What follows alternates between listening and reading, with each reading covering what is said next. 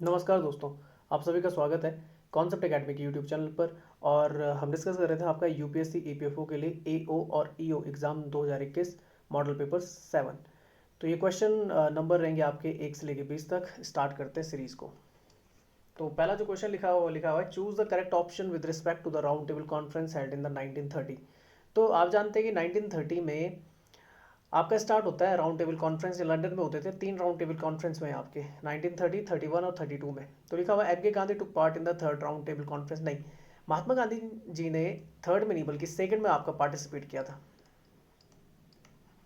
ये आपने याद रखना है। तो ये तो आपका ऑप्शन गलत हो जाता है। Next level, Lord reading was the viceroy when the first round table conference was held. नहीं, लॉर्ड रीडिंग नहीं थे। लॉर्ड रीडिंग उस टाइम पे नहीं थे, ये थोड़ा दिमाग में रखना है आप लोगों ने। उस टाइम पे जो थे वो आपके इरविन थे। आपने गांधी इरविन समझौता भी पढ़ा होगा 1932 का। तो 1926 से आई थिंक सो और 1931 या 32 तक आपके लॉर्ड इरविन आपके क्या रहे थे, वाइस राय ऑफ इंडिया रहे थे। तो फर्स्ट, सेकंड एंड थर्ड तीनों राउंड टेबल कॉन्फ्रेंस इरविन के टाइम पे हुई थी। The Congress participated all the 3 conference. नहीं, कांग्रेस एम के गांधी एक ही चीज़ है। आपका जो सेकंड राउंड टेबल कॉन्फ्रेंस थी वही उन्होंने क्या की थी, आपकी ज्वाइन की थी। जो थी आपकी कौन सी, 1931 की। अच्छा, नेक्स्ट चलते हैं। नेक्स्ट है आपका doctor Bhimrao Ambedkar participate in all the 3 conference. ये बिल्कुल सही है कि जो भीमराव अम्बेडकर थे उन्होंने तीनों राउंड टेबल कॉन्फ्रेंस आपकी की थी, बोल सकते हैं उनमें पार्टिसिपेट किया था। तो लिखा हुआ एम के Gandhi attended only the second round table conference which took place in the 1931 representing the international Congress. Lord Irwin was the governor general and the viceroy of India from the 3 of April 1926 to 18th of April 1931। ठीक है, अच्छा तो ये यहाँ पे 1931 कर देना, ठीक है, 1931 तक थे। आगे लिखा हुआ and the first round table conference held from the नवंबर 1932 जनवरी 1931 तक आपकी चली थी। The Congress participated in the second roundtable conference only. Bhimrao Ambedkar took part in all the 3 roundtable conference. Tej Bahadur Sapro also took part in all the 3 roundtable conference. अच्छा, दोनों का नाम आपने याद रखना है। एक तो डॉक्टर भीमराव अम्बेडकर का, एक आपका तेज बहादुर सप्रू। ये दोनों व्यक्ति थे जिन्होंने क्या की थी, तीनों राउंड टेबल कॉन्फ्रेंस में आपका, जिन्हें गोलमेज सम्मेलन बोला जाता है, उनमें पार्टिसिपेट किया था। एडिशनल इन्फॉर्मेशन देख लेते हैं। तो 3 round table conference of 1930 to 31 were a series of the peace conference थी organised by the British government and the Indian political personalities to discuss the constitutional reforms in India. The year in which these conference took place are as follows। तो first round table conference तो मैंने बताया था ना, नवंबर 1932 जनवरी 31। और फिर आती है सेकंड, तो ये सितंबर 1931 टू दिसंबर 1931। और थर्ड जो आती है वो नवंबर दिसंबर 1932 में आपकी चलती है। बस आपने इतना याद रखना है, 1930, 31 और 32, बस 3 राउंड टेबल कॉन्फ्रेंस। अच्छा, नेक्स्ट क्वेश्चन आता है, which of the following is not correctly matched related to the revolt of the 1857। Begum Hazrat Mahal बिल्कुल सही है, लखनऊ अवध में उन्होंने पार्टिसिपेट किया था। वहाँ पर वो रिवोल्ट को बढ़ाती हैं। रिवोल्ट चलता है जो अंग्रेजों के खिलाफ। मौलवी लियाकत अली आपके इलाहाबाद में रहते हैं, लियाकत अली। और खान बहादुर जो रहते हैं वो बरेली की तरफ रहते हैं, ये उल्टा हो गया आपका। और नाना साहब जो थे वो कानपुर की तरफ थे। तो आपका सी एंड डी गलत है, बाकी ए और बी आपके सही हैं। तो आंसर बन जाएगा ए एंड बी। खान बहादुर आपके बरेली की तरफ थे, नाना साहब आपके कहाँ थे, कानपुर। उनके जो आपके कौन थे, कमांडर इन चीफ थे, तात्या टोपे थे। अच्छा, लिखा हुआ बेगम हजरत महल the revolt start in the Lucknow Awadh. याद रखना कि अवध को ही आज की डेट में लखनऊ बोला जाता है। On the 4th of June 1857 the mutiny was led by the Begum Hazrat Mahal. She took charge to the affairs of the state of the Awadh. Later British general Campbell जो थे उन्होंने रीएनेक्ट कर दिया था लखनऊ को। तो जो लखनऊ में अपना अभियान चलाते हैं वो कैम्पबेल थे, with the help of the Gorkha regiment on the 21st of मार्च 1858। तो उनकी इसमें मदद करती गोरखा रेजिमेंट, जो अंग्रेजों के शासनकाल में रहती है। मौलवी लियाकत अली थे one of the most prominent leader of the 1857 mutiny, belong to the Allahabad. He captured the Khusro Bagh and declared the independence in India, independence of India. Thereafter, the Khusro Bagh became the headquarters of the Sepoys. Later, the revolt was suppressed by the General Neil. तो मौलवी लियाकत अली इलाहाबाद की तरफ थे, ये आपने याद रखना है। खुसरो बाग इनसे रिलेटेड था, याद रखना है, खुसरो बाग इलाहाबाद में। खान बहादुर की अगर बात करें, खान बहादुर led the revolt in the Bareilly and not Kanpur as mentioned in the questions. He was a successor of the Rohilkhand. He battled hard with the Britishers by the organized an army of the 40,000 soldiers। 40,000 की इनकी सेना थी। नाना साहब की अगर बात करें, the independence was proclaimed with the acceptancy of the Nana Sahib as the Peshwa on the 5 of June 1857 in the Kanpur। Nana Sahib was supported by his commander-in-chief Tatya Tope। Azimullah Khan was an advisor of the Nana Sahib and worked as his secretary। तो दो नाम आपके connect होते हैं किससे, नाना साहब से। एक उनके जो कमांडर इन चीफ थे तात्या टोपे और अजीमुल्ला खान थे उनके कौन, आपके सेक्रेटरी या एडवाइजर भी बोला जा सकता है। अच्छा, स्टार्ट किसने किया था तो आप जानते हैं, स्टार्ट जो बोलते हैं कि मंगल पांडे बैरकफुट छावनी में थे, जो आपके पश्चिम बंगाल, जो आपका बंगाल है, पश्चिम बंगाल नहीं बोलूँगा, बंगाल था उस टाइम पे, तो वहाँ पर थे। तो वहाँ से क्या होता है, सिपाही मिटने के तौर पे ये क्या होता है आपका जो 1857 रिवोल्ट आपका स्टार्ट होता है।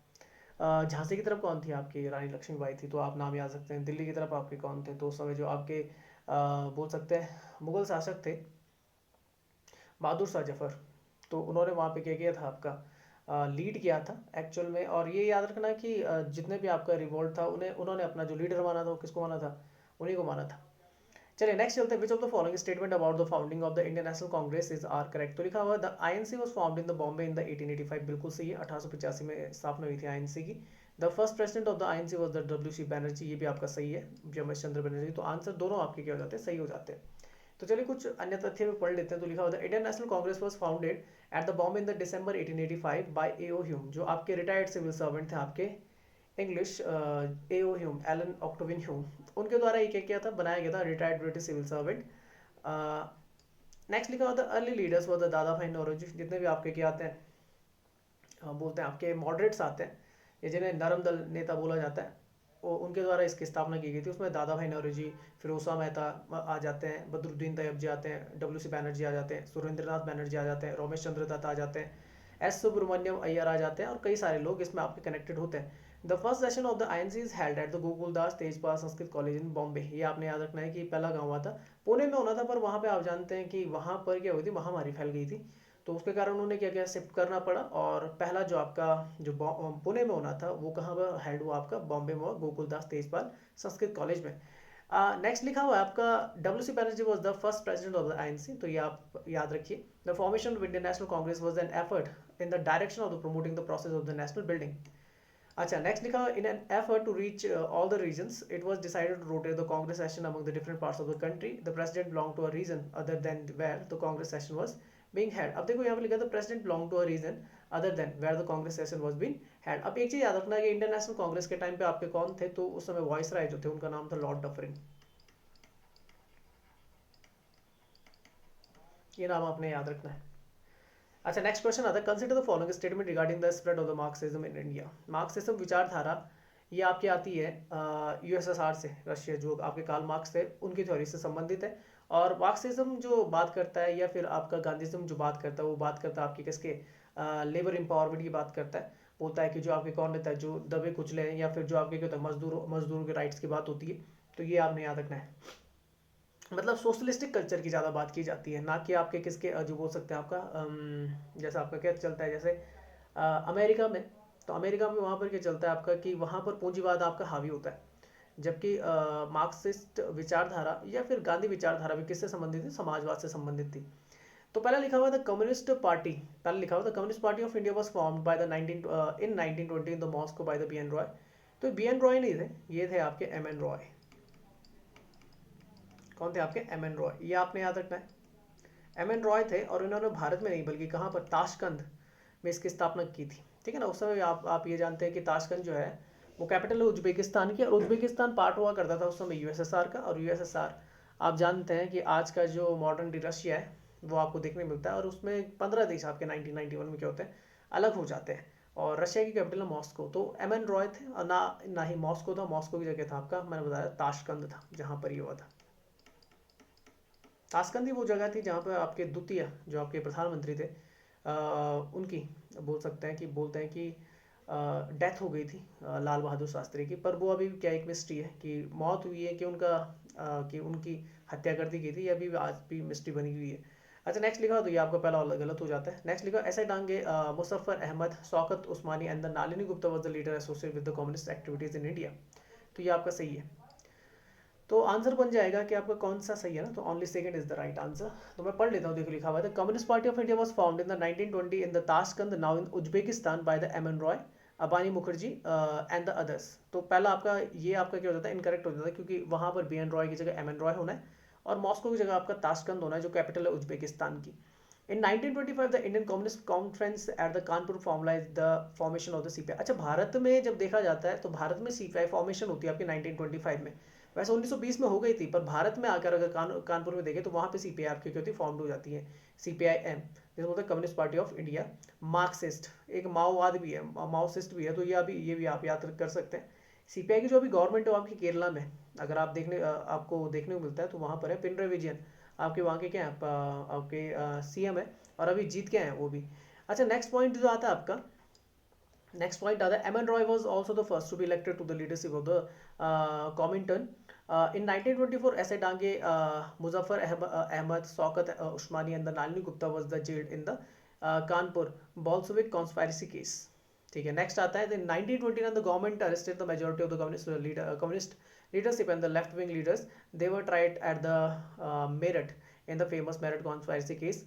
The Communist Party of India was formed on 26th of December 1925 at the first party conference in the Kanpur, and S.B. Ghate was the first general secretary of the CPI. अब ये point आपका ज़्यादा important हो जाता है कि communist Party of India का India में फॉर्मेशन होता है 26 दिसंबर 1925 को, और उसके जो पहले आपके जनरल सेक्रेटरी बने थे उनका नाम था एस बी घाटे, और ये आपकी कॉन्फ्रेंस हुई थी कानपुर में। तो ये आपने याद रखना है, एस बी घाटे CPI first general secretary, Kanpur 1925 CPI, बस ये आपने याद रखना है। एम एन रॉय 1920 ताशकंद, ये आपने याद रखना है।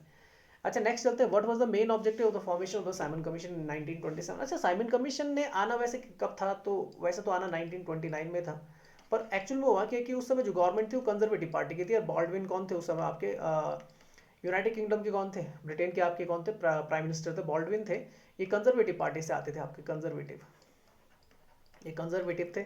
तो हुआ क्या कि बॉल्डविन को ये लग गया था, पता लग गया था 1924 से रहे आपके शायद से 1928 तक, उसके शायद से मुझे जहाँ तक याद है।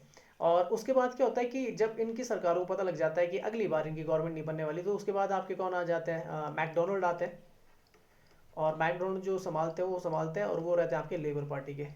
तो बॉल्डविन का ये मानना था कि जो आपका साइमन कमीशन है उसे पहले ही भेज दिया जाए, और जितने भी भारत से रिलेटेड जितने भी बोल सकते हैं आपके, जितने भी आपके महत्वपूर्ण तथ्य होंगे या जितने भी मुद्दे होंगे उनको पहले रिजॉल्व कर दिया जाए सरकार गिरने से पहले। तो इसीलिए क्या था कि 1929 से पहले ही आपका साइमन कमीशन फॉर्म कर दिया जाता है, 1927 में, 1928 में वो इंडिया में आ जाता है। अच्छा, तो पढ़ लेते हैं इसके बारे में। तो लिखा हुआ है कि साइमन कमीशन क्या था, किससे रिलेटेड था, लिखा हुआ है estimating the money spent on the development of the railway India, नहीं ये इससे रिलेटेड नहीं था। The consider the question of the constitutional reforms, study the new source of the revenue, assessing the spread and the improvement of the Indian education. तो ये दोनों तो गलत है, बिल्कुल सही है कि आपका कॉन्स्टिट्यूशनल रिफॉर्म से आपका ये रिलेटेड रहा है साइमन कमीशन। साइमन कमीशन का विरोध इसलिए हो रहा था क्योंकि उसके जितने भी मेंबर्स थे सारे के सारे कौन थे, गोरे थे, वाइट थे, इसलिए इसका काफ़ी मात्रा में क्या हुआ कि भारत में काफ़ी ज़्यादा विरोध हुआ। जहाँ जहाँ साइमन कमीशन गया वहाँ पर साइमन कमीशन को काले झंडे दिखाए गए थे, ठीक है ना। और ये वही समय था जब क्या होता है, लाला लाजपत राय की क्या होती, मृत्यु हो जाती है, ये भी आपने याद रखना है। अच्छा, तो पढ़ लेते हो, लिखा हुआ है in November 1927 the British government appointed the Simon Commission to report the India's constitutional progress for the introducing the constitutional reforms as promised. The commission was strongly opposed by the many Indians. कारण क्या थे, objective of the Simon Commission क्या थे, तो delay the process of the transfer of the power from the British to, अब देखो इसका काम क्या था कि डिले करना, जो ट्रांसफर करना है पावर को ब्रिटिशर्स से, किसके थ्रू, ब्रिटिशर्स से इंडियंस के थ्रू, वो उसको थ्रू आपका क्या कर देना, मतलब डिले करना है। To further widen the communal feelings by the diametrical provisions which could be diametrically opposed by the interest of the two communities, to show the people that the British were sincere in the effort of in the giving the people self-rule, but it was the Indians who could not decide for a consensus on the power sharing. अब देखो यहाँ पे देखो, Britishers अपने आप को दिखाना चाहते थे भारत के लोगों के सामने कि वो सिंसियर है, और वो बहुत ज़्यादा इसमें एफर्ट लगा रहे हैं कि भारत को स्वशासन दे दिया जाए, पर इंडियंस ही क्या कर नहीं पा रहे, डिसाइड नहीं कर पा रहे। इंडियंस यहाँ पे मतलब था जो क्या दी पॉलिटिकल पार्टीज थी इंडिया में, चाहे वो आईएनसी रही हो, चाहे आपकी कौन से मुस्लिम लीग रही हो, तो वो क्रिटिसाइज हो जाते थे, ये लोग उन्हें क्रिटिसाइज करते थे कि ये पावर शेयरिंग पे भरोसा नहीं रखते। अच्छा, नेक्स्ट था to give the impression of the federal constitution so that the weak centre and the powerful provinces can be created, it would create the feeling of the regionalism which is the antidote of the nationalism. अब देखो, भारत चल रहा था nationalism पे कि पूरा भारत एक साथ है, यहाँ पर एक थ्योरी फेंकते हैं कि यहाँ पे फेडरलिज्म को लेके आते हैं, फेडरलिज्म को लेके आते हैं कि सेंटर को वीक कर देते हैं और पावर देते हैं प्रोविंसेस के पास। इस तरीके से अगर पावर प्रोविंसेस के पास चली जाएगी तो जो रीजनल फीलिंग है वो बढ़ जाएगी, मतलब आपका अलग अलग क्षेत्र में क्षेत्रवाद जो होगा वो पावरफुल हो जाएगा बजाय किसके, राष्ट्रवाद के। तो ये इसकी थ्योरी रही है, ये इस पे काम कर रहे थे, हालांकि सक्सेसफुल हो रहा था, और भारत आज भी क्या है, एकजुट है।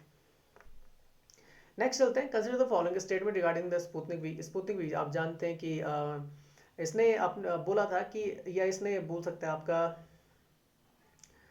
स्पुतनिक वी रशियन वैक्सीन है, और इसमें मैं बोल सकता हूँ कि इसने बोल सकता सबसे पहले ये कहा था कि जो हमारी वैक्सीन, रशिया ने बोला था हमारी वैक्सीन जो है वो दुनिया की पहली वैक्सीन है। हालांकि इसने अपने थर्ड फेज के ट्रायल कंप्लीट नहीं किए थे उस समय। तो इसके बारे में पढ़ लेते हैं। Sputnik V, Sputnik V Bharat में आ चुकी है। थर्ड वैक्सीन थी जो अप्रूव्ड हुई थी एक्सफोर्ड एस्ट्राजेनेका की, जो कोविशील्ड थी आपकी, या फिर भारत बायोटेक की आपकी वैक्सीन थी। उसके बाद जो आपकी थी वो रेडीज, डॉक्टर्स रेडीज के लेबोरेटरी की आपकी कौन थी, जो आपकी गमाल इंस्टीट्यूट ने बनाई है, रशियन वैक्सीन है। तो वो थर्ड अप्रूव जो आपकी वैक्सीन थी स्पुतनिक वी थी।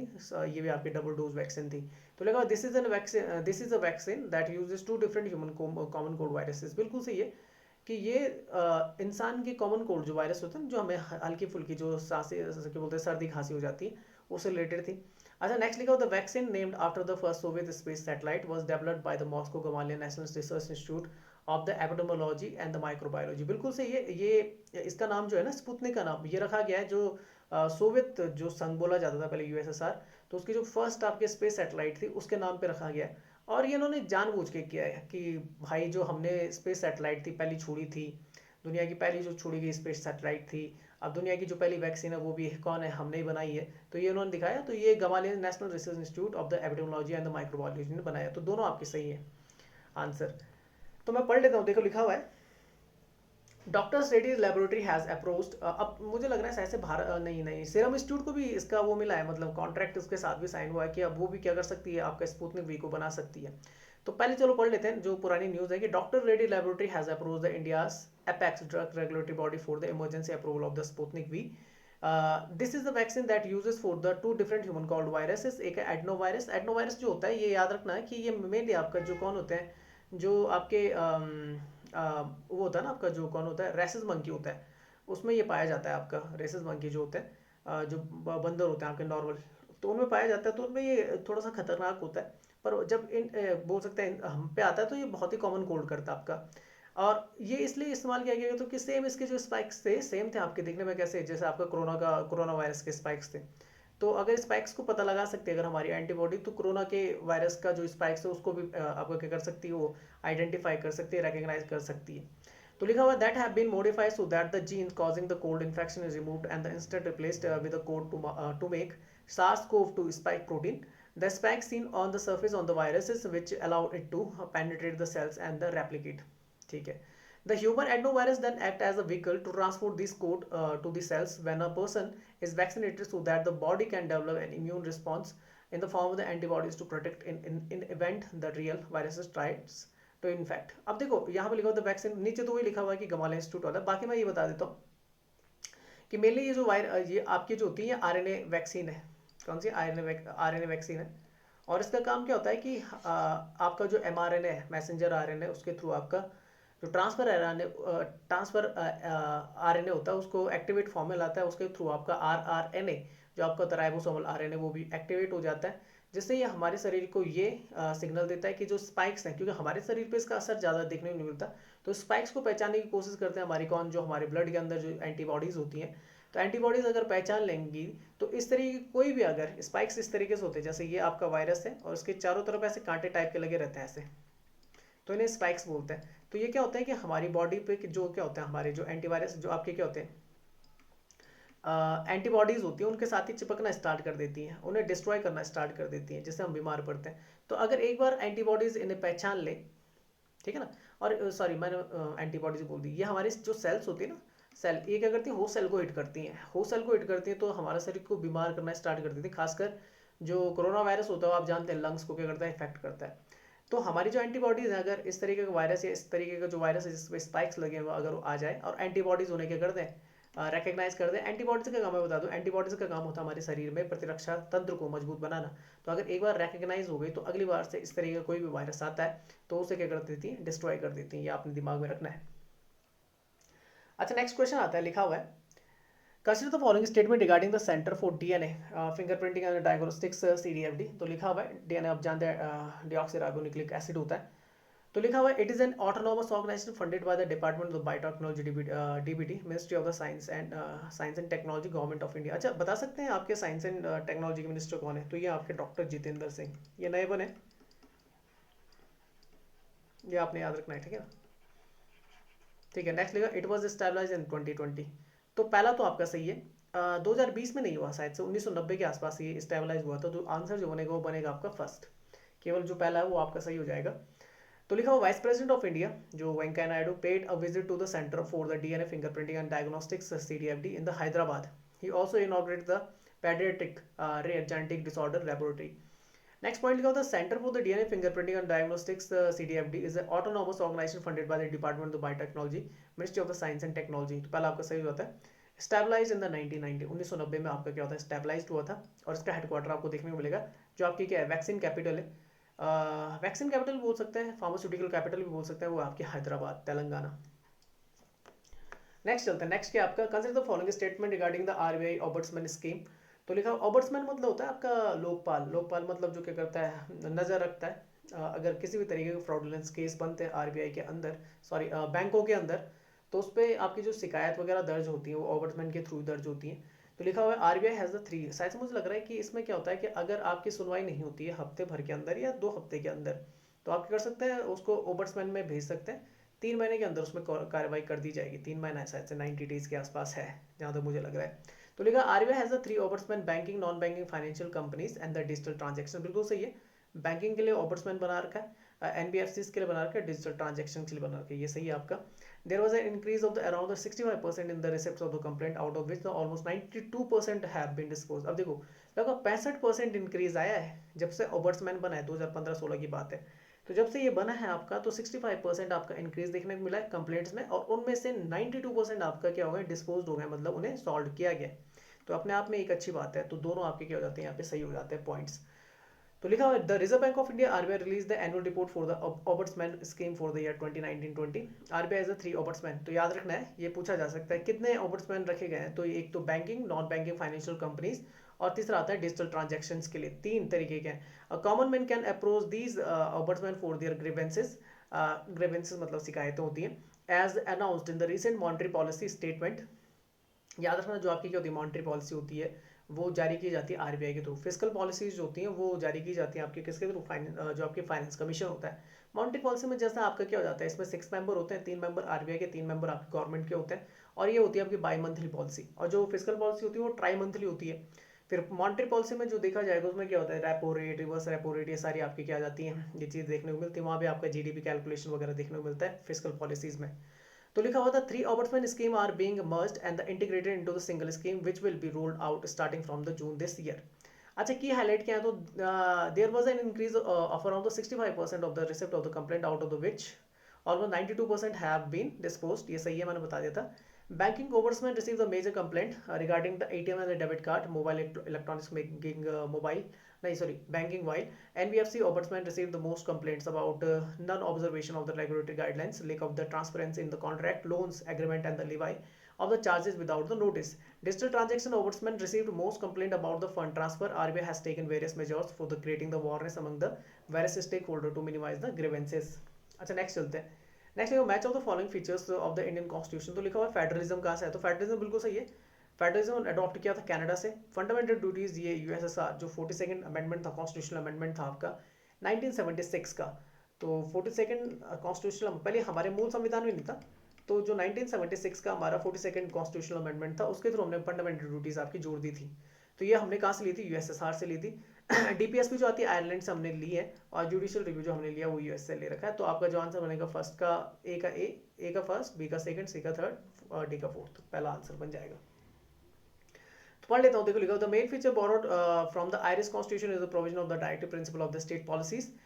The DPSP is listed in the part 4। आप जानते हैं कि पार्ट 4 में आपका डीपीएसपी है, पार्ट 3 में आपका राइट्स आते हैं, 2 में आपका कॉन्स्टिट्यूशनल बोल सकते हैं सिटीजनशिप से रिलेटेड आपके प्रावधान आते हैं।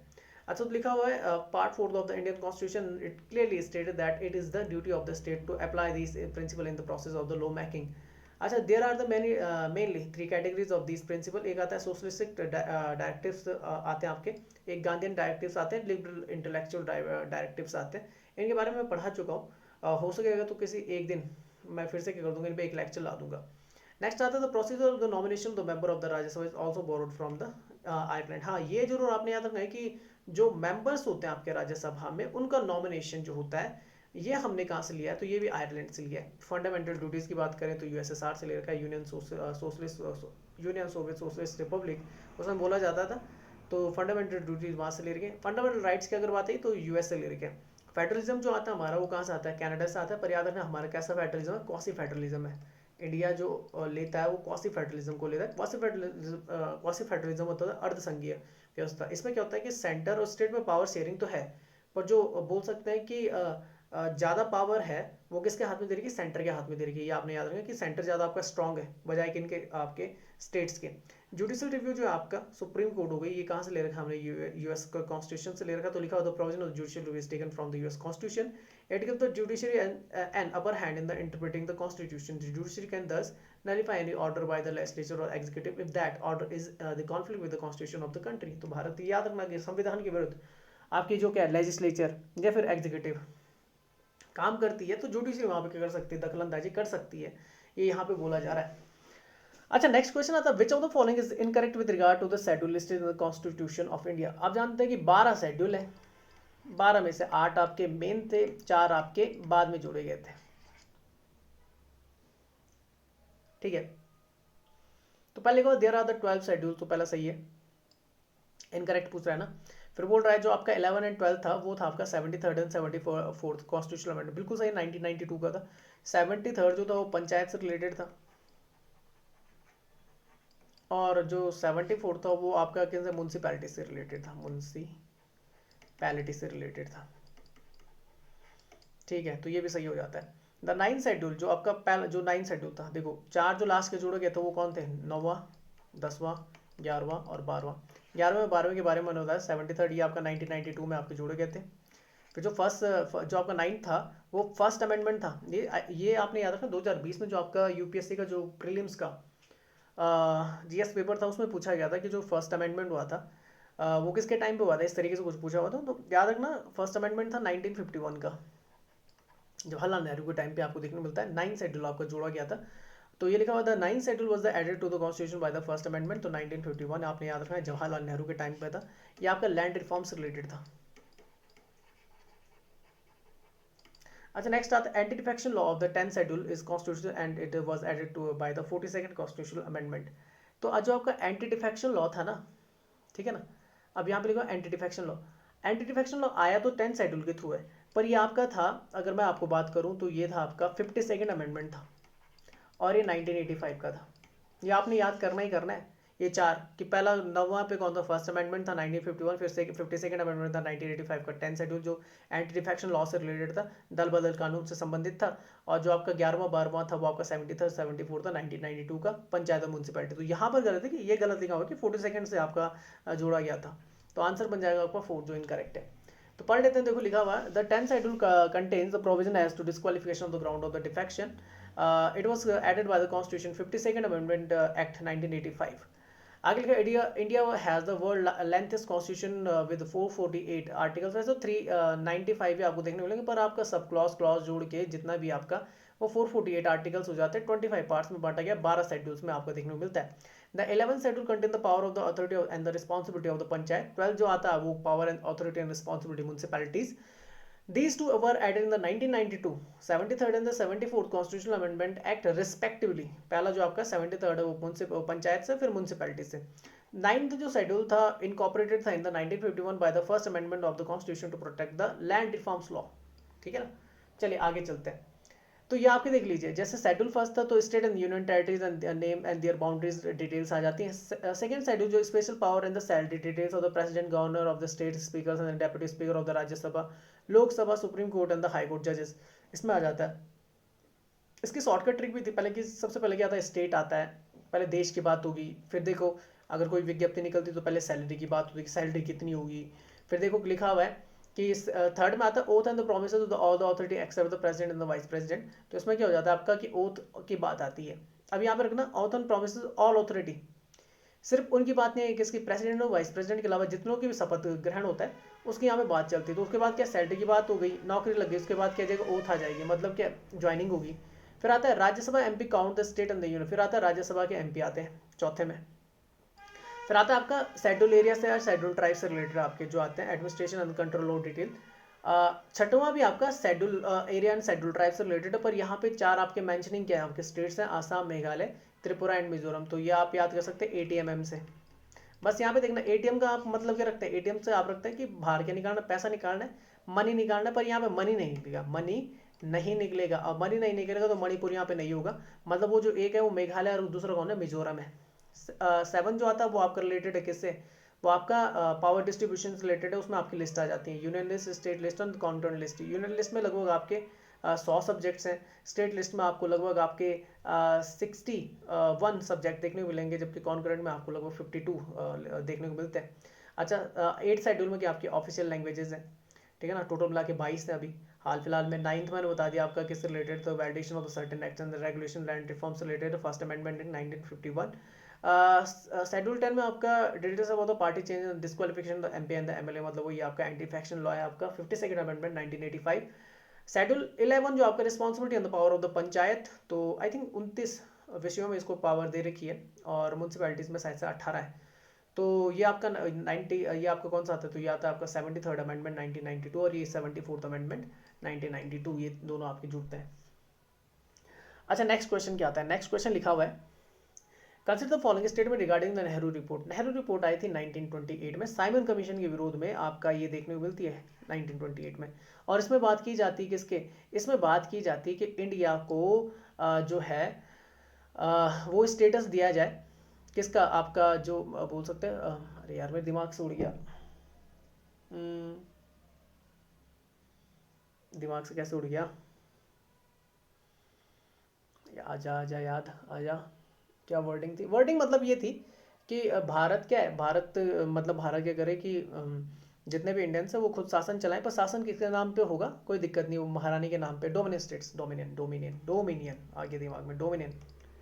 तो डोमिनियन स्टेट्स की बात हुई थी, जबकि इस बात पे चिढ़ गया था, तो ये मोतीलाल नेहरू, ये नेहरू रिपोर्ट जो है ये जवाहरलाल नेहरू के नाम पे नहीं बल्कि मोतीलाल नेहरू के नाम पे, उनके पिता के नाम पे।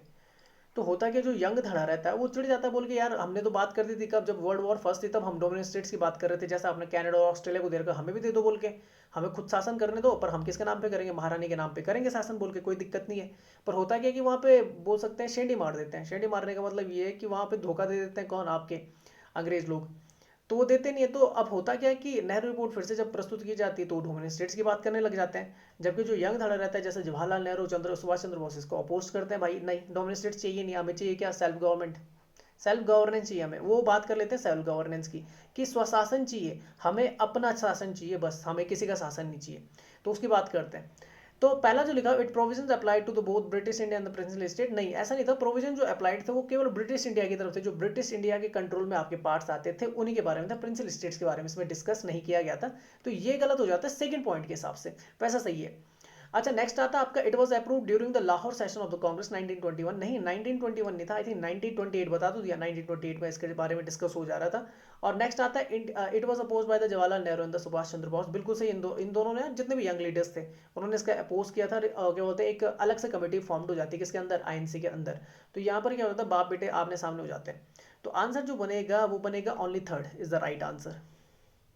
मैं पढ़ लेता हूँ, देख लिखा है, The Nehru report confined itself to British India as it envisaged the future link up of the British India with the princely state on a बोल सकते हैं फेडरल बेसिस पे था, फ्यूचर लिंकअप से था। तो जो पहला वो गलत हो जाता है। Nehru report was approved in the Calcutta session जो आपका था कांग्रेस का, उसमें दिसंबर 1928 में उसमें बात की गई थी। But the younger section of the Congress led by the Jawaharlal Nehru and Subhash Chandra Bose were oppose the report as they were not satisfied with the dominant status as the goal of the Congress. वो डोमिनेंट स्टेटस का विरोध करते हैं, instead they are demanded the complete independence, स्वशासन की बात की जाती है, सेल्फ गवर्नेंस की बात की जाती है as a goal of the Congress. तो ये आपने याद रखना है, ये कुछ बातें सामने निकल के आती है उस टाइम पे। अच्छा, नेक्स्ट क्वेश्चन आता है, विद रेफरेंस टू द स्वदेश बांधव समिति ड्यूरिंग द स्वदेशी मूवमेंट। स्वदेशी मूवमेंट आप जानते हैं कि जैसे बंगाल पार्टीशन देखने को मिलता है 1905 में, और जब तक यानी कि इकट्ठा नहीं हो जाता, दिल्ली भी क्या हो जाती है, कैपिटल शिफ्ट हो जाती है, तो 1911 तक आपका स्वदेशी मूवमेंट देखने को मिलता है। खासकर ये आपका बोल सकते हैं एक बिल्कुल प्राइम पे होता है, कहाँ पर, तो बंगाल की तरफ। बंगाल उस टाइम पे अगर मैं बोलूँ तो आज का जो बांग्लादेश है, आपका पश्चिम बंगाल हो गया, बिहार उड़ीसा वाला जो रीजन हो गया, उधर से असम वाला रीजन हो गया, पूरा जो नॉर्थ ईस्ट वाले स्टेट थे वो सारा बंगाली था, पूरा आपका बंगाल में कंसिडर किया जाता था। तो स्वदेशी मूवमेंट के टाइम पे आपका ये निकल के आता है। तो पहले लिखा it was the first revolutionary organisation Bengal, नहीं ये नहीं था, आपका अनुशीलन समिति थी पहली। मैं कई बार बता चुका, अनुशीलन समिति कौन थी, पहली थी रेवोल्यूशनरी समिति। तो ये गलत है, ये फर्स्ट नहीं थी आपकी स्वदेश बांधव Samiti. Next it was found by the Ashwini Kumar Dutt, ये आपका सही है। It was able to secure the mass support predominantly by the Muslim peasantry, I think ये भी सही है। तो आई थिंक आंसर जो बनेगा सेकंड एंड थर्ड आपका सही बनेगा। तो लिखा हुआ है corps of the volunteer and the samiti were another major form of the mass mobilisation widely used by the Swadeshi movement. The Swadeshi Bandhav Swadesh बांधव Samiti set up by the Ashwini Kumar Dutt, ये नाम याद रखना है, स्वदेश बांधव समिति ये अश्विनी कुमार दत्त ने बनाई थी, स्कूल टीचर थे। In the Barisal was the most well-known volunteer organization of them all. The Samiti was able to generate an unparalleled mass following among the predominantly Muslim peasantry. Muslim peasantry के बारे में यहाँ पर बात की गई है, ठीक है ना, जो मुस्लिम किसान थे। The Samiti took the Swadeshi message to the villages through the magic lantern lectures, and the Swadeshi songs gave the physical and the moral training to their members, and did social work during the famines and the epidemics. Famines आप जानते हैं, जितना भी सूखा वगैरह पड़ जाता है। Organized the school training in the Swadeshi craft and the arbitration courts. Barsal Samiti reportedly settled the 523 disputes through the 89 arbitration committee. Arbitration मतलब मध्यस्थता जो करवाती है। अनुशीलन समिति was the first revolutionary organization in the Bengal, ठीक है ना। चलिए एक आपके लिए काम है, अगर आप जवाब दे सकते हो, अनुशीलन समिति की स्थापना कभी थी, ये आप मुझे बताएंगे, ये होमवर्क है, ये कमेंट बॉक्स में डाल देना है, होमवर्क क्या लिखना है यहाँ पे, कमेंट बॉक्स पे लिख देना कि कब स्टेबलाइज्ड हुई थी। नहीं लिखोगे तो मैं ही लिख दूंगा इसके तुरंत बाद, स्टेबलाइज्ड कब हुई थी, कब हुई थी, ठीक है ना, ये मुझे बता देना आप लोग। अच्छा नेक्स्ट चलते हैं। With reference to the activities under the non cooperation movement 1920 के आसपास चला था, consider the following stand. Boycott of the government aided college, बिल्कुल सही है। क्या आपके कॉलेजेस का क्या करना था, जो सरकारी स्कूल थे उनको बॉयकॉट करना था, उनको क्या करना था, त्यागना था, बोल सकते हैं उनका बहिष्कार करना था, सही वर्ड होगा बहिष्कार। ब्रिटिश कोर्ट का बहिष्कार करना था, किनको, जो वकील थे, इंडियन वकील थे, उनको करना था, जो लॉयर्स वगैरह थे। Surrender of the titles and the honorary office, बिल्कुल सही, अपनी जो जितने भी जो पदक वगैरह मिले, टाइटल्स मिले, ऑनररी ऑफिस मिले, उनको छोड़ना था। तो ये तीन तो आपके सही है, ठीक है ना, सही है, फर्स्ट सेकंड एंड थर्ड आपका सही है। चौथा देख लेते हैं, चौथा सही है कि नहीं। Programme of the council entry to obstruct the British activity, नहीं, programme of the council entry नहीं, इसके बारे में नहीं था कि ब्रिटिश एक्टिविटीज के बारे में यहाँ पे बात नहीं की कर रखी थी। तो आंसर जो बनेगा फर्स्ट सेकंड एंड थर्ड होगा। मैं पढ़ लेता हूँ। The Indian national Congress outline the 7 item programme on of the non cooperation. तो लिखा surrender of the titles and the honorary offices, ये सही हो जाता है। Refusal to attend the government durbars and official functions, उनको क्या करना था, बॉयकॉट करना था।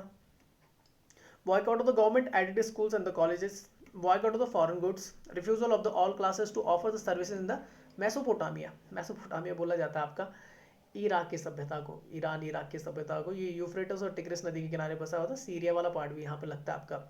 Boycott of the British court, ये सही था। अब यहाँ पे देखो लिखा boycott of the election to provincial and the central assembly election, तो इनका भी बॉयकॉट करना था, ठीक है ना। तो ये आपका क्या होता है, गलत हो जाता है, जो चौथा आपका ऑप्शन था। हालांकि यहाँ पे दो खेमे बढ़ जाते हैं, एक रहता है आपके मॉडरेट्स, मॉडरेट बोलते हैं कि यार इलेक्शन में बांट लेने दो, इलेक्शन में पार्ट लेंगे तभी तो क्या कर पाएंगे, नेतृत्व तो कर पाएंगे, जबकि महात्मा गांधी का ये बोलना था नहीं, इसे बॉयकॉट करो, कुछ नहीं करना बोल के, इलेक्शन वगैरह भी ज़्यादा इस पर ध्यान नहीं देना बोल के। तो बाद में जाके एक चीज़ तो साफ होती है कि यहाँ पर मॉडरेट्स मेरे हिसाब से सही रहते हैं, मेरे हिसाब से मैं जहाँ तक बोलूँगा कि इलेक्शन में अगर पार्टिसिपेशन अगर इंडिया का नहीं होगा तो पॉलिसीज जो होंगी वो अंग्रेज अपने हिसाब से बनाते रहेंगे, कोई भी उन पर क्या नहीं होगा, आप बोल सकते हैं आप उन पर क्या होगा, ऑफिशियल कोई प्रेशर होगा नहीं।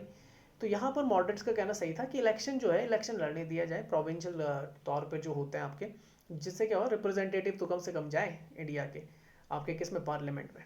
चलो नेक्स्ट चलते हैं, नेक्स्ट क्वेश्चन क्या आपका लिखा हुआ।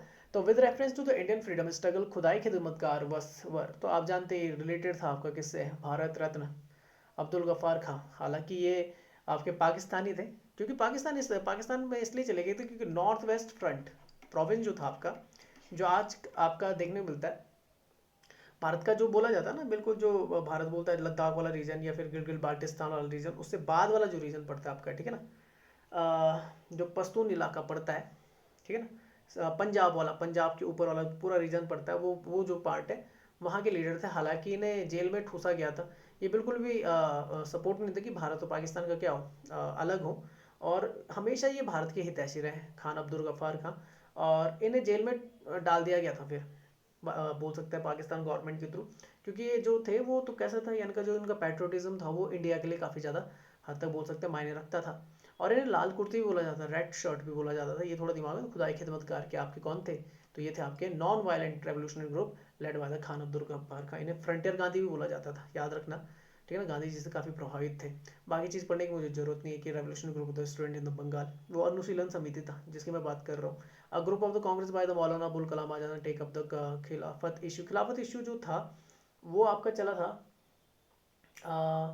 1919 से 1922 तक। जब क्या होता है कि जो आपका बैजेंटाइन एम्पायर था, आई थिंक सो बैजेंटाइन ही था, जो आपका टर्की की तरफ था, जो खलीफा होता था, तो उसे हटा दिया गया था।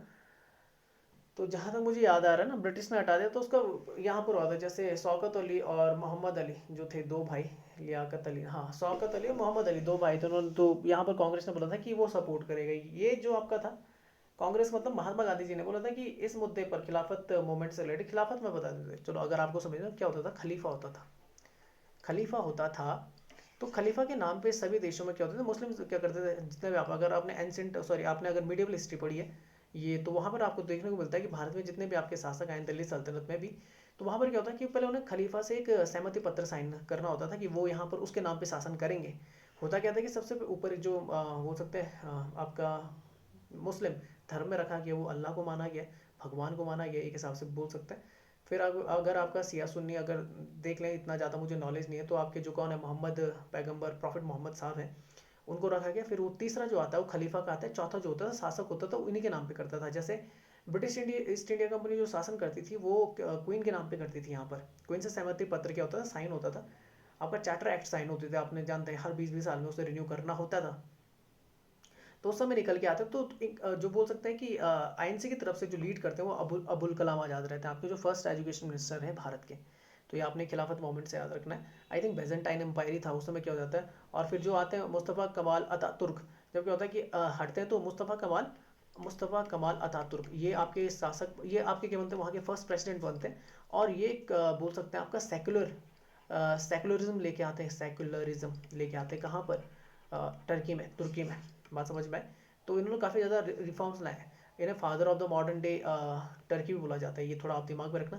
नेक्स्ट आता है reformist organisation working for the modern national party community, ये भी आपका गलत है। तो मैंने बताया खान अब्दुल गफ्फार खां किससे रिलेटेड था, लिखा हुआ है Ghaffar Khan also called the Badshah Khan and the frontier Gandhi had started the first Pashtun political monthly, मैंने बताया था पख्तून, तो पश्तून थे, उसी तरफ आपका ये एरिया आता है। At and had the organised volunteer brigade called the Khudai Khidmatgar, ये इन्होंने स्टार्ट किया था।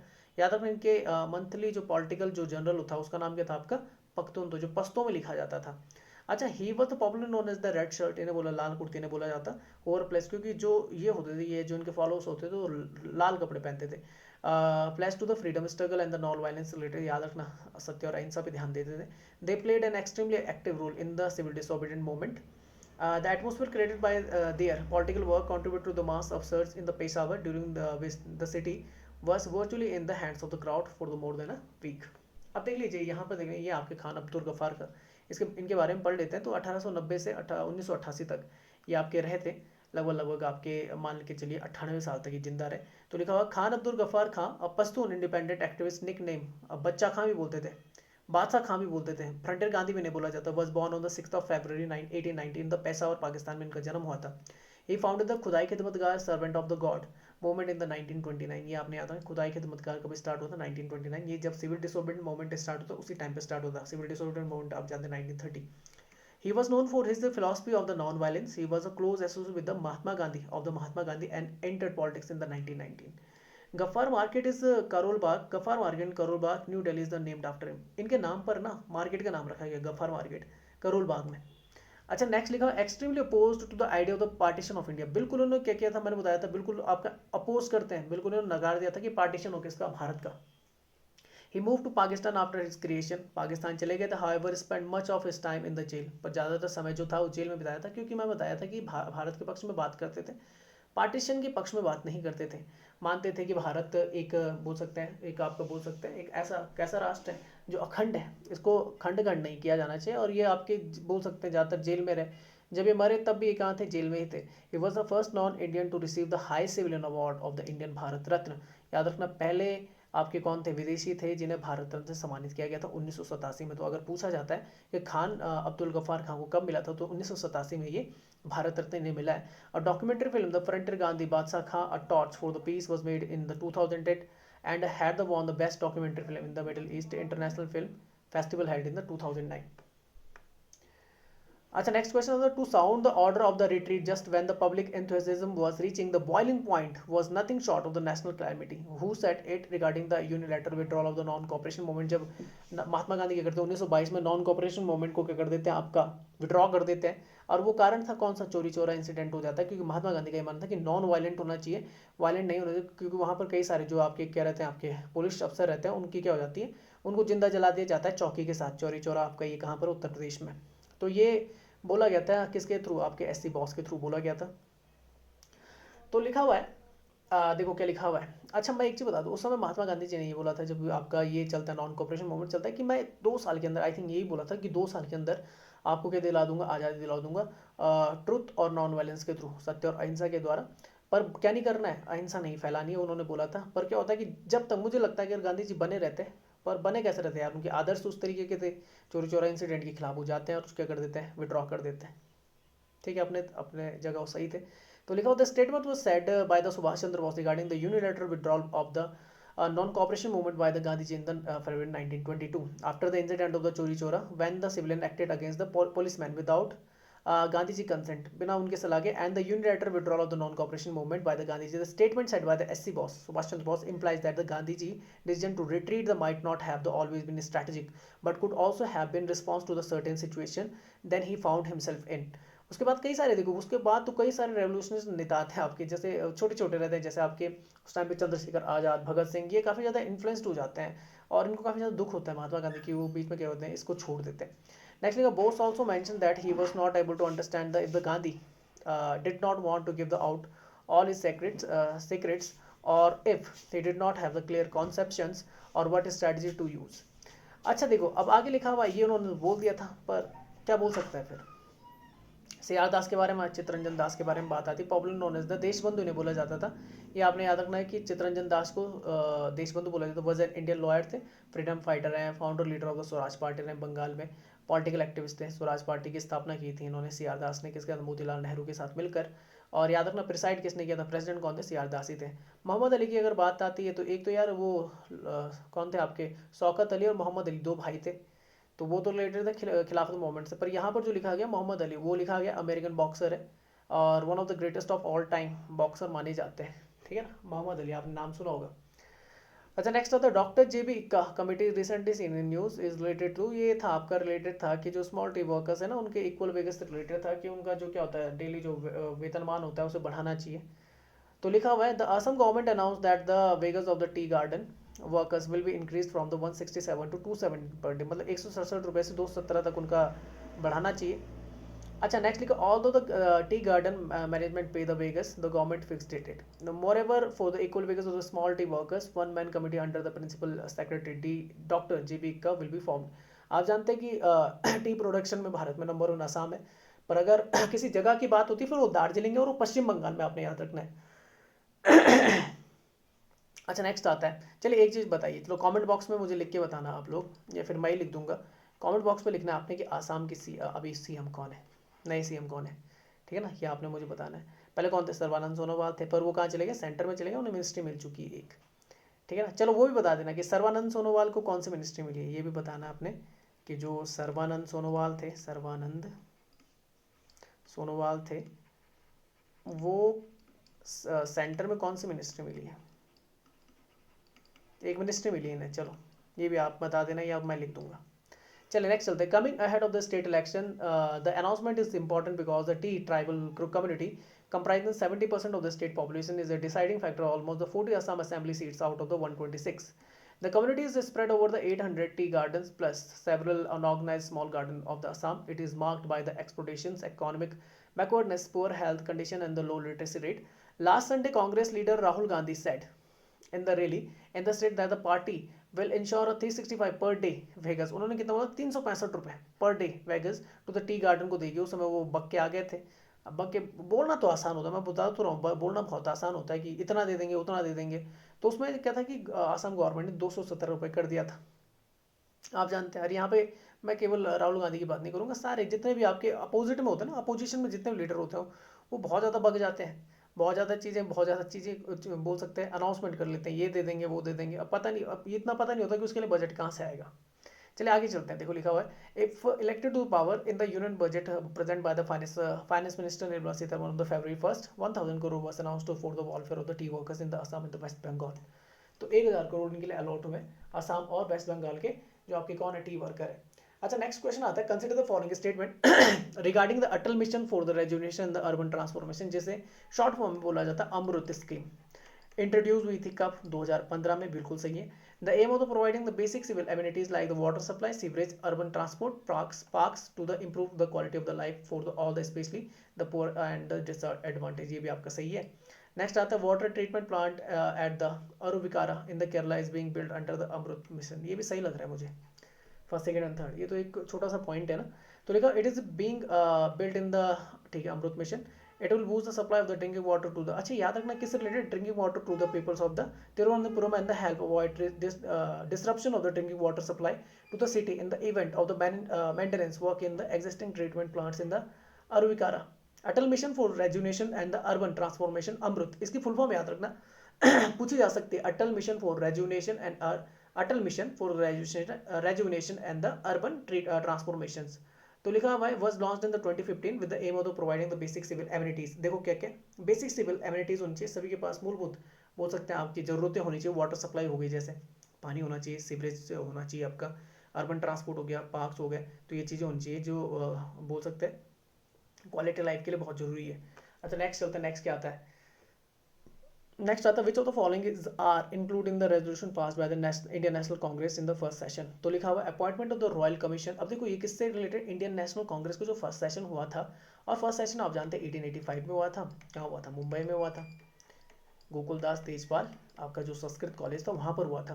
तो लिखा appointment of the royal commission to inquire the into the working of the Indian administration, बिल्कुल सही है। Abolition of the Indian council to the secretary of the state for India, ये भी सही है, I think so. Reduction of the military expenditure, इसकी बात हुई थी। और protest against the annexation of the upper Burma and the propose incorporation it with India, मुझे लग रहा है चारों सही है, ABCD देख लेते हैं, हाँ सही है। तो लिखा first session was that was held at the Bombay presided by the WC Banerjee. There were the few important demands from the Indians from the britisher there were that were presented before the British. It is the first session demand of the leaders were limited. The early phase they focused to create the strong mass base of the spread of the nationalism. They are as under the creation of the Legislative Council for the Northwest Frontier Province, NWFP आता है जो जिसकी मैं बात कर रहा था, पाकिस्तान की तरफ लगता है। और यहीं के लीडर थे आपके कौन, खान अब्दुल गफ्फार खां। सिंध हो गया, अवध हो गया आपका, ये भी आता है, अवध आप जानते हैं, अवध बोला जाता है लखनऊ को, सिंध प्रोविंस आपका पड़ता है कहाँ पर, पाकिस्तान में। अच्छा नेक्स्ट आता है आपका, तो लिखा हुआ है appointment of the commission to inquire into the working of the Indian administrations, Indian council in London should be abolished. Protest, अब देखो इंडियन काउंसिल जो थी लंदन में, उसे एबोलिश करना था। Protest against the annexation of the upper Burma and the proposed incorporation of it with the, अब ये क्या हो गया था, अपर बर्मा पे कब्जा मार दिया था किसने, आपके अंग्रेजों ने। और इन 1935 के एक्ट के थ्रू ही आपका क्या होता है, आज़ाद होता है। आज़ाद क्या होता है, पर अलग हो जाता है, भारत से अलग कर दिया जाता है बर्मा को, म्यांमार को, जो आपका है। सिविल सर्विसेज रिफॉर्म्स लाए जाते हैं उस टाइम पे, reduction in the military expenditure की वहाँ पे बात की जाती है। ये उनके कुछ थे बोल सकते हैं एजेंडे में। अच्छा नेक्स्ट आता है which of the following statement is are correct. लिखा हुआ है Deoband school was established in the 1866 by the Rashid Ahmad Gangohi and the Syed Ahmad Khan. तो ये गलत है, सैयद अहमद खान का जो संबंध था वो ओरिएंटलिस्ट बोल सकते हैं विचारधारा से थे। ओरिएंटलिस्ट वो होते थे, ओरिएंटलिस्ट जो आपके अंग्रेज ऐसे आपके कौन होते थे, वाइट मैन होते थे जो सपोर्ट करते थे लोकल लैंग्वेजेस को, जैसे आपकी हिंदी हो गई या फिर आपकी उर्दू हो गई। तो इनके लिए मॉमडन एंग्लो जो आपकी क्या थी विश्वविद्यालय थे, उसकी स्थापना हुई थी। जैसे आज आपका मुस्लिम अलीगढ़ मुस्लिम विश्वविद्यालय के नाम से जाना जाता है। 1920 में ये फॉर्म हुआ था, और इसके 100 साल पर अभी जो आपके प्रधानमंत्री मोदी जी थे उन्होंने भाषण भी दिया था। तो ये तो गलत हो जाता है कि देवबंद स्कूल इनसे रिलेटेड था। फिर लगा sir Syed Ahmad awarded the knighthood by the British government 1888, बिल्कुल सही है, सर की उपाधि दी जाती नाइटहुड के थ्रू तो सैयद अहमद खां को ये मिली थी। नेक्स्ट आता है Radha Soami Satsang was founded in the Shiv Dayal Sahib 1861। यार ये मुझे थोड़ा सा क्लियर नहीं है, आई थिंक सही है शायद, only second and third is the right answer. तो पढ़ लेते हैं, देखो हाँ दोनों सही है। तो लिखा हुआ Deoband school was established in 1866, ये सही है, पर बनाया किसने था मैं बता देता हूँ कि आपका मोहम्मद अहमद कासिम नानूतावी और राशिद अहमद गंगोई, जो आपका पहला ऑप्शन था, मतलब जो पहला जो नाम लिखा हुआ था, ना कि सर सैयद अहमद खां। सर सैयद अहमद खां को नाइटहुड की उपाधि मिलती है 1888 को, और राधा स्वामी सत्संग जो था वो स्टेबलाइज हुआ था शिवदयाल साहिब इन द 1861। अब Deoband school is located in the Saharanpur district of Uttar Pradesh, यहाँ पर है। Sir Syed Ahmad Khan establish the Mohammedan Anglo Oriental College की स्थापना की थी अलीगढ़ में 1875। वो किस नाम से जाना जाता है, अलीगढ़ यूनिवर्सिटी मुस्लिम यूनिवर्सिटी के हिसाब से। अब देख लो कि अगर बोला जाता है कि फाउंडेशन ईयर पूछा जाता है अलीगढ़ मुस्लिम विश्वविद्यालय का, तो ये याद रखना कि 1875 में बना था, ये भूल मत जाना।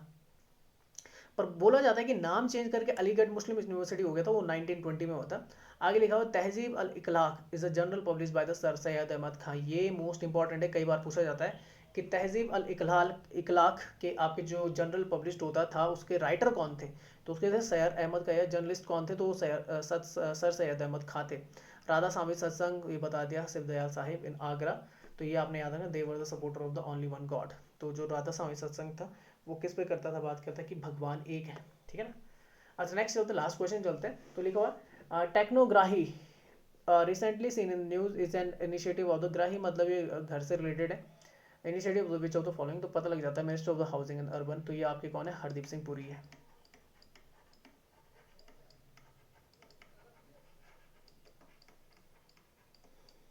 ठीक है ना। माइंड के तो आपके कौन है, अर्जुन मुंडा है।